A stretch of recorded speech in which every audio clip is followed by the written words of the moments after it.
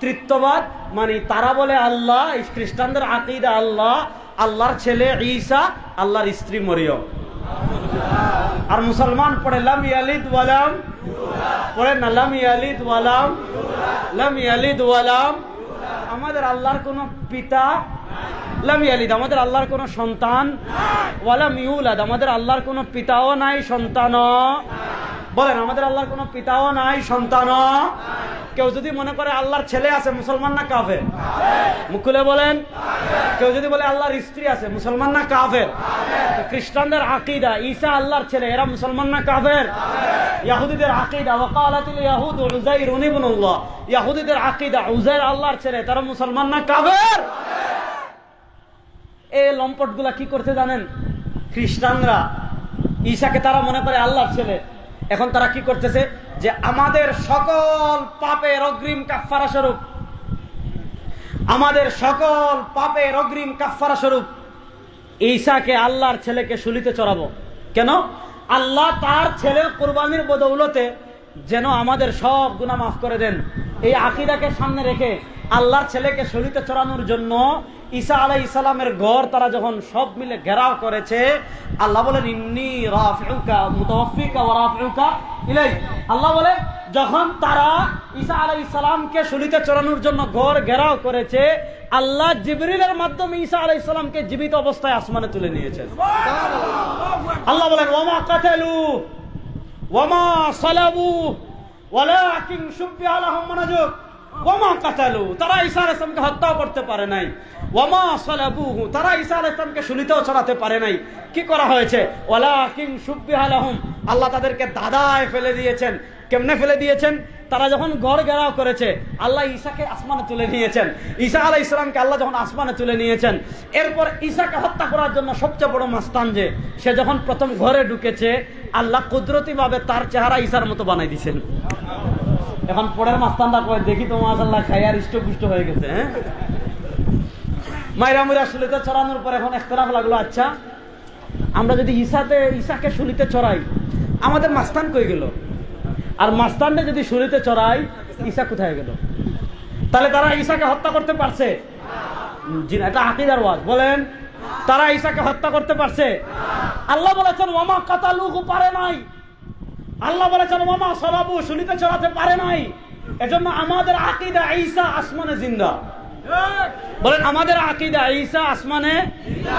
বলেন না, আমাদের আকীদা ঈসা আসমানে জিন্দা। এতটুকু বুঝেন, ঈসা আলাইহিস সালাম আসমানে জিন্দা। এবার আমার হাদিসের আলোচনার শুরুতে আসেন। আমি বলেছিলাম কিয়ামতের বড় আলামতের 1 নম্বর আলামত খুরুজুদ দাজ্জাল, দাজ্জাল আসবে। 2 নম্বর বলেছিলাম নুজুর ঈসা, মানে ঈসা আলাইহিস সালামের অবতরণ। এটা হাদিসে মুতাওয়াতির দ্বারা প্রমাণিত। তালিবুল ইলম উলামা একরামকে বলে যাই, ইমামুল আসর আল্লামা আনোয়ার শাহ কাশ্মীরি রাহিমাহুল্লাহ কিতাব লিখেছেন আত-তাসরিহ বিমা তাওয়াতারা ফি নুজুলিল মাসিহ, যেটা আমার দাদা উস্তাদ শেখ আব্দুল ফাত্তাহ আবু গুদ্দা রাহিমাহুল্লাহ তাহকিক তালিক করে ছাপিয়েছেন।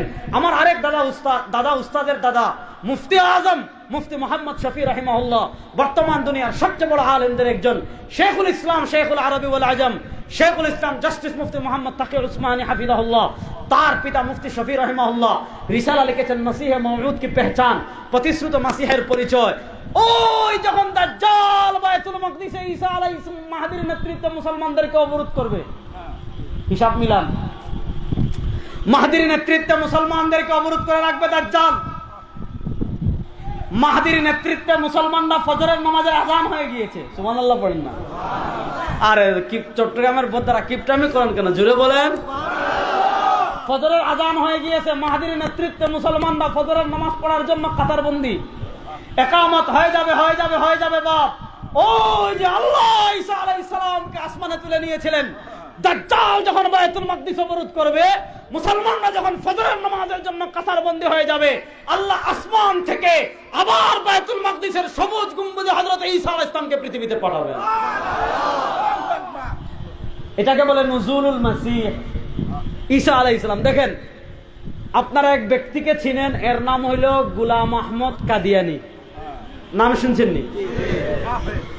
বড় আস্তে বলেন, চিনছেন নি? আচ্ছা, আপনারা গোলাম আহমদ কাদিয়ানি বেলা দলিল কাফের বলেন। গোলাম আহমদ কাদিয়ানি বেলা দলিল, আরো আস্তে বলেন, বেলা দলিল। বেলা দলিল মানে দলিল আপনাদের জানার দরকার নাই, দলিল আমাদের কাছে এত দলিল আছে, দলিল দিয়ে কবর দেওয়া যাবে। দলিল দিয়ে কি দেওয়া যাবে?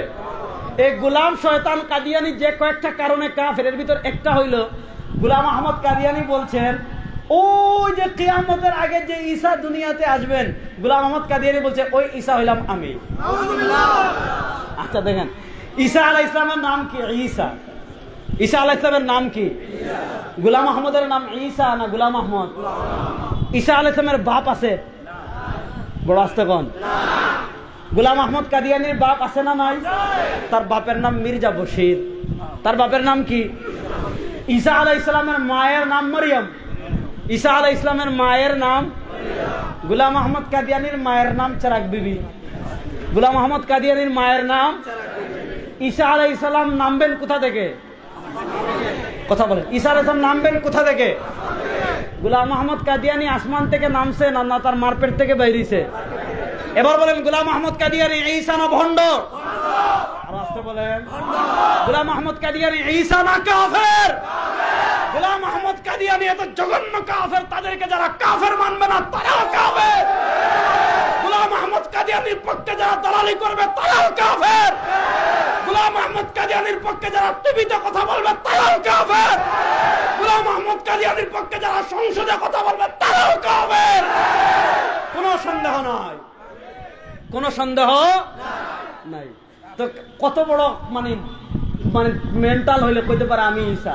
দেখেন, ঈসা আলাইহিস সালামের জীবনে আমি পরে বলবো, হযরতে ঈসা আলাইহিস সালাতু ওয়াস সালাম আসার পর পৃথিবীতে আল মালহামাতুল কুবরা, আল মালহামাতুল কুবরা পৃথিবীতে শেষ চূড়ান্ত যুদ্ধ হবে।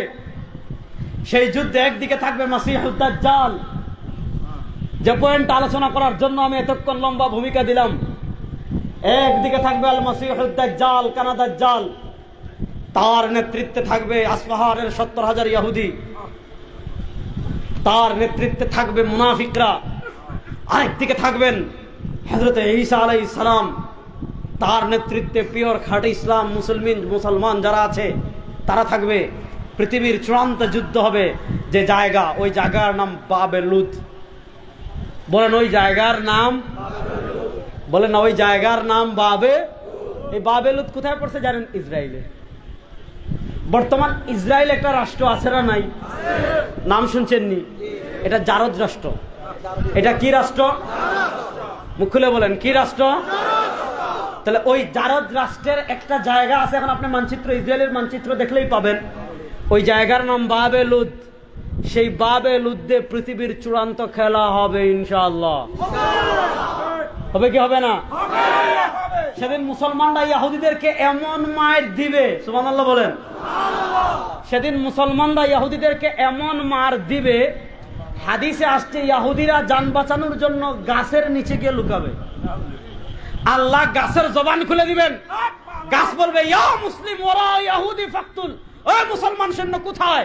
আমার পিছনে ইহুদি লুকিয়েছে, তারা হত্যা কর।